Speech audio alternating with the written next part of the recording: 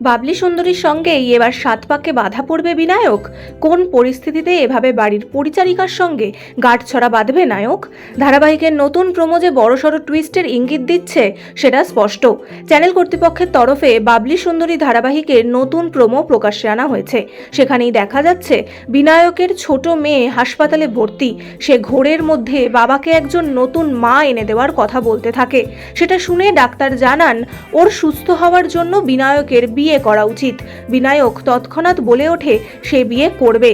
সমস্ত প্রস্তুতি শুরু হয়, একজন পাত্রীকে বাছাও হয়, কিন্তু বিয়ের মণ্ডপে ঘটে যায় অঘটন। বিনায়ক যখন দ্বিতীয় বিয়ে করতে যায় তার বড় মেয়ে সেখানে বাবলিকে নিয়ে এসে হাজির হয়। বলে পাত্রী সে ঠিক করবে, কোনো সুন্দরীর সঙ্গে তার বাবার বিয়ে হবে না, বরং বাবলিকেই বিয়ে করতে হবে, কারণ এই মুখ তার বাবা কখনোই ভালোবাসতে পারবে না।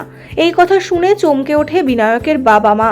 বাড়ির সকলেই হতবাক হয়ে যায় যে পরিচারিকার সঙ্গে বাড়ির ছেলের কি করে বিয়ে হতে পারে।